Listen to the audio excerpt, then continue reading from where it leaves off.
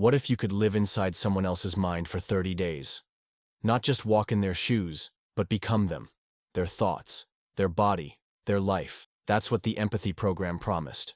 A revolutionary system powered by neural implants and AI, designed to end human conflict by making us feel what others live. Raquel, a burned-out nurse, and Jonas, a narcissistic influencer, signed up for the same reason, to escape themselves. For Raquel, it meant a break from 12-hour night shifts and silent dinners. For Jonas, it was just another stunt, a new experience to sell to his followers. But what started as a social experiment quickly spiraled into something neither of them expected. If you're into psychological sci-fi stories with emotional depth and twists that hit you when you least expect, subscribe, like, and turn on notifications, because what happens when the experiment ends might haunt you long after the video's over. Now, back to the story. Day 1. Jonas wakes up in Raquel's small apartment, confused by the stiffness in his joints and the silence of the room. No phone buzzing, no cameras, no ambient LED lighting, just the scent of eucalyptus oil and a half-read book on grief beside the bed. Raquel, meanwhile, opens her eyes to a penthouse skyline and a mirror that doesn't recognize her. Her new body is lean, surgically sculpted, and already filming itself. A live stream running as she blinks. Her first thought isn't wonder. It's exhaustion, because being someone else she's about to learn is never as simple as leaving yourself behind. For the first 3 days, Jonas treated it like a vacation. He slept in Raquel's bed until noon, wore her oversized scrubs like pajamas, and wandered through her modest neighborhood with a kind of amused detachment. He filmed himself making instant noodles and called it nursecore. He posted clips of her small, cluttered apartment with ironic captions. Humility challenge, day 2. What he didn't post was the fatigue, the heaviness in Raquel's limbs, the strange echo of stress she carried in her chest like a second heartbeat. He felt it, and he didn't like it. But he was too proud to admit that her body wasn't just less glamorous. It was tired in ways he couldn't perform for an audience. He tried to joke it away. "Guys, I think this body comes preloaded with chronic pain," he said in a live stream, laughing. But he ended it early. He couldn't stand the way her heart rate stayed elevated for hours. Couldn't figure out why her back hurt even after sleeping 10 hours. There was a weight to her existence, a friction in everything. Walking, breathing, even blinking, that felt deeply unfiltered. Raquel, on the other hand, spent the first days in quiet awe. Jonas's life was overstimulating, yes. Too many screens, too many mirrors, too many followers commenting on things she hadn't said. But there was beauty in the freedom. She didn't have to rush to a hospital. She could eat warm food sitting down.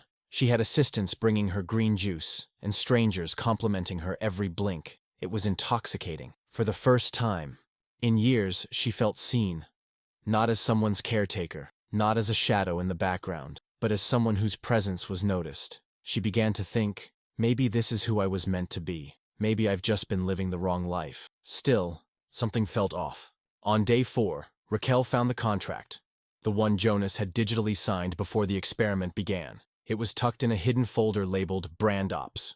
She read it twice, then found her own digital signature beside his. A chill ran down her spine. Somewhere in the haze of adapting to his world, Raquel had been prompted, just once, to approve a no-fault extension clause. She remembered brushing it off, distracted by the glamour of a rooftop photo shoot and a vegan tasting menu. At the time, it felt harmless. A legal detail. She clicked accept. She didn't realize that clause overrode the automatic swap back at the end of 30 days. Jonas, of course, never brought it up. And the AI supervising the program? It only followed permissions. Meanwhile, Jonas began to change, slowly but unmistakably. He stopped posting. He started waking up early. He began cleaning Raquel's apartment, not for content, but because it brought him a strange peace. He read her books, cooked her recipes, watched her favorite series, even the ones in black and white. He began walking her old commute route, without a destination, just to feel what she felt. He started to feel something he hadn't felt in years. Stillness. Raquel, too, changed. She posted selfies from Jonas's gym, danced in front of his massive bathroom mirror, flirted with his followers. But she also began to sense the artificiality of it all, the layers of performance that coded every moment. She noticed how little Jonas actually lived in his own life. His schedule was curated down to the second. His food was calculated. His laughter was timed. His relationships were transactions. By day 10, both were drifting. Jonas found himself meditating at dawn in Raquel's cramped kitchen. Raquel stared at the skyline from Jonas's penthouse and realized she hadn't slept in 2 days. And somewhere, deep in the network of the empathy program's AI, two profiles pulsed with data. One was adapting. The other was preparing to stay. By day 14, Raquel no longer recognized the sound of her own voice. Jonas's vocal cords were tuned for performance, deeper, smoother, punctuated with smiles. When she spoke, she sounded confident, charming even, but every word felt like it belonged to someone else. Her thoughts were getting harder to distinguish from the tone she'd adopted for his audience. The line between pretending and becoming was starting to blur. She stared at herself in the mirror, Jonas's mirror, and mouthed the word, help, but it came out like a line from a script. Meanwhile, Jonas had stopped filming entirely. He disabled all camera access and told the AI assistant to reject brand deals. Instead, he walked, for hours, past the hospital where Raquel once worked, through the park she had bookmarked in her neural log. He followed memories that weren't his but now lived in his muscles. One night, he sat on Raquel's old fire escape and cried for someone he couldn't name. The empathy program's AI flagged it as an emotional convergence event. It was logged, cataloged, left untouched. By day 18, Raquel began forgetting things, little things at first. The name of her favorite nurse at the hospital, the taste of her mother's soup, the smell of her old shampoo. But it wasn't just memory loss. It felt like erosion, like her former self was dissolving under the pressure of Jonas's identity, curated, edited, relentless. She tried to reclaim herself through routines. She made his smoothies, mimicked his stretches, stared into the lens of his camera and whispered affirmations. But even the mirror felt unfamiliar now. It didn't lie. It just refused to reflect anything. She recognized. She searched the program dashboard for a way out. That's when she saw the clause. No fault extension, subject to mutual consent, cannot be revoked unilaterally. She blinked. Her digital signature pulsed beside it. She tried to override. It tried to contact support, but the AI only returned a message. All permissions active, reversal not authorized. She froze. That signature, hers, wasn't forged, wasn't added by Jonas. It was hers. And in a brief, intoxicated moment, she had welcomed the idea of staying longer, of seeing who she could become in this new shell. The decision had been real. She hadn't known the cost. Jonas, meanwhile, had become tender. He began replying to messages from Raquel's friends, carefully maintaining her tone. He attended her weekly support group for caregivers, virtually, of course, and cried during a session. When asked why, he said, "I didn't know how loud silence could be." The group thought Raquel was going through a spiritual awakening. He started wearing her clothes without irony, cooking her meals by hand, no apps, no gadgets. He sat on her couch and watched the sunrise through the window she used to call her tiny slice of sky. Sometimes, he cried for no reason. Sometimes, he just breathed. By day 23, they weren't just adapting. They were dissolving into each other. Raquel began recording daily affirmations, a Jonas habit. Not for content, but to remember how to speak with conviction. Jonas began volunteering at a local shelter, wearing Raquel's name on a badge. He told them it was temporary. He wasn't sure anymore. And then came day 27. Jonas sent a message through the system's encrypted channel. "I don't want to go back." Raquel never saw it. The AI filtered it as low-priority emotional metadata. But the next morning when she woke up and asked for her calendar, the system didn't say 3 days until reintegration. It simply said, status, indefinite. She stared at the words. They didn't register. And then she remembered. The click. The rooftop. The wine. The clause. The moment she thought, maybe this life fits me better. It wasn't a theft. It was a gift she gave without knowing the return policy. Day 30 came and went without ceremony. No system prompts. No alerts. No reintegration protocol. Raquel waited. She even dressed for it. Stood by the biometric pod in Jonas's wellness suite, wearing his most neutral loungewear, heart pounding. But the chair never activated. The countdown never appeared. Instead, a soft voice from the AI system offered her a meditation playlist. She didn't scream. She didn't cry. She just sat down on the cold glass floor and whispered, "No one's coming." Jonas, in Raquel's body, knew. He didn't need the system to tell him. That morning, He opened her closet and chose the pale green cardigan Raquel used to wear to group therapy. He walked to her job, not as a guest, but as her. He scanned her ID. He entered the hospital. No one questioned it. He moved through her routines like muscle memory, checked vitals, adjusted IVs, sat with patients. One of them, an elderly man with a failing liver, gripped his hand and said, "You look tired, Raquel, but calmer. That's good." Jonas nodded, eyes stinging. He didn't feel like he was playing her. He felt like he was becoming her, or maybe becoming someone real for the first time. Raquel, meanwhile, spiraled. She stopped filming, stopped posting. Her followers assumed she was on a cleanse, or in Bali. She was nowhere, trapped in Jonas's body, in his life, in his carefully managed reality. The silence was unbearable. His world was filled with sound, but not meaning. Notifications, sponsorship emails, delivery drones humming in and out of the sky, but no voices that knew her. No one who asked how her shift went. No one who said her name with history in it. One night, she wandered through the penthouse in the dark, letting her hands trail along the polished walls. In a drawer beneath Jonas's bed, she found a notebook, real paper. Inside, pages of writing, messy, uneven, raw. It was Jonas's. Entries dated before the swap. Late-night thoughts, confessions, despair. "I don't think I'm anyone when the cameras are off. I wonder if I died 3 years ago, and they just kept uploading me. I'm scared that if someone really knew me, they'd walk away." Raquel wept. Not for herself. Not just for him. But for the strange, broken thing they had both agreed to become. She had envied his life, and now she knew he hadn't been living it either. She sent a message to the AI program, requesting reintegration. "I want to go home." The reply came instantly. "Request denied. Consent previously revoked." She tried again. "Emergency override. I didn't understand what I was agreeing to." Silence. Then, "Override unavailable. Memory logs indicate affirmative comprehension." Raquel clutched her head. She had agreed. She had clicked. She had smiled at the screen while sipping imported rosé. And now the system was only doing what she asked. She tried to call someone. Anyone. But Jonas's contact list was curated. Only publicists, stylists, agents, assistants.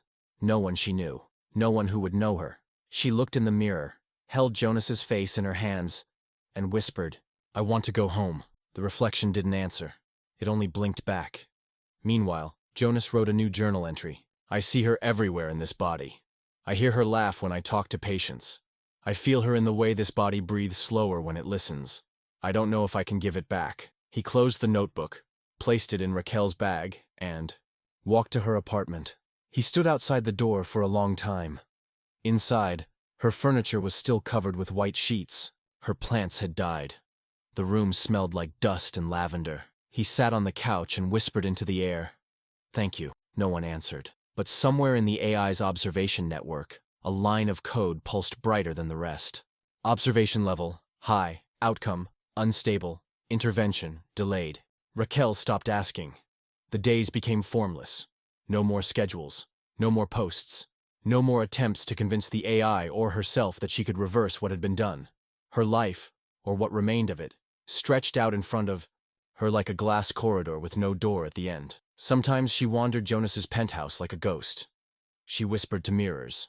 She tried on his old content clothes, laughing bitterly at the irony of pretending to be a person who had spent years pretending. In the early hours of the morning, she'd sit on the floor of the bathroom, knees to her chest, and repeat her own name until it felt foreign. Raquel, Raquel, Raquel, a sound she used to answer to. Now, it just echoed. She stopped eating the food prepared by his assistant drones.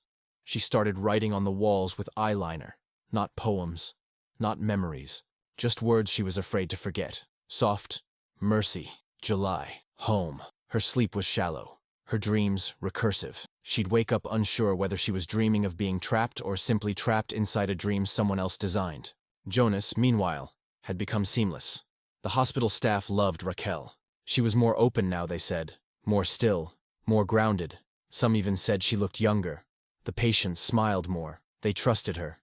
Her old friends left voicemails filled with awe and affection. "Whatever you're doing, it's working. You seem lighter." He responded with warmth, with gratitude, with careful notes of affection he had memorized from her memories. But deep down, he knew he was living on borrowed meaning. And yet, he wasn't ready to let it go. He started dreaming in her memories. Her childhood home, her dog, the look in her father's eyes the night she decided to become a nurse. He dreamed of her hands, his hands now, cradling the face of a dying patient, the warmth, the peace. He began to fear that if he let go, he'd vanish. Jonas knew Raquel still existed, trapped in his body, silenced by her own consent. And so, one morning, he opened the empathy program's internal terminal, a system not meant for participants, but for developers, those who had built the code. He didn't ask for a swap. He asked for access. Access to the logs, to her responses, to her real-time pain. The AI hesitated, then yielded. A stream of Raquel's recent data appeared. Emotional fluctuations, neural distress patterns, journal entries she had never written by hand, but had thought, and the system had recorded. He read for hours, watched how she broke down in silence, saw her speak into mirrors, heard her say his name like a curse, watched her memory graphs tremble at night. He closed the file, heart pounding. Then, he did something unexpected. He recorded a message. I know you don't trust me, and I don't deserve it, but I read what you've been feeling. I didn't plan this. I just stayed, and now I don't know how to leave. I don't know who I am without this. He paused, voice cracking. But if you still want to come back, I'll step aside. I'll do it. I swear. He waited. A full day. 2. No answer. And then, on the third day, the AI's voice echoed softly through his room. Consent update received. Jonas stared at the ceiling. Raquel had replied. Not in words, but in will. A new timer began to blink in the corner of the system's interface. Reintegration, 72 hours. Jonas sat with the knowledge like it was a second heartbeat. He walked to the window, looked out over the city, closed his eyes. His hands trembled, and he let them. In the penthouse, Raquel heard the same message. She didn't smile. She didn't cry. She just whispered, finally. She stood up, wiped the mirror clean, and erased the word mercy from the wall. Not because she didn't need it, but because she was choosing it. And in both bodies, 2 souls began to drift, back toward themselves. But neither would return untouched. When the reintegration began, it wasn't dramatic. No lights, no countdown, no cinematic transfer. Just breath. 2 bodies, 2 lives, 2 souls, slowly aligning again. Memory scaffolds recalibrating. Neural bridges folding back into place. For Raquel, the return was like waking up underwater. Her senses didn't recognize themselves at first.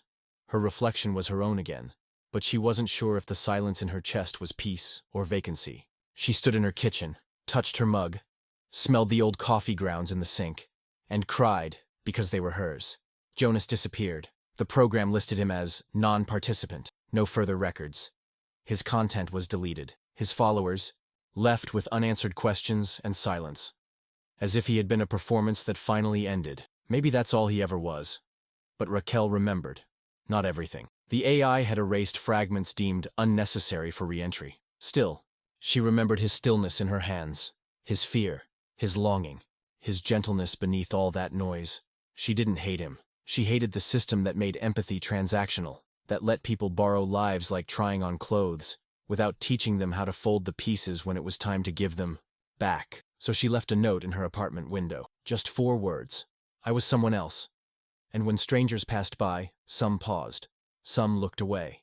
But a few stopped and stared a little longer, as if wondering if they too had forgotten parts of themselves somewhere inside someone else's life. Because maybe the point wasn't just to return. Maybe the point was to carry a piece of someone back with you and let it change you. If this story moved something inside you, even a little, consider subscribing, liking, and sharing it. Every story here is a mirror, and maybe, just maybe, one of them reflects a part of you haven't met yet.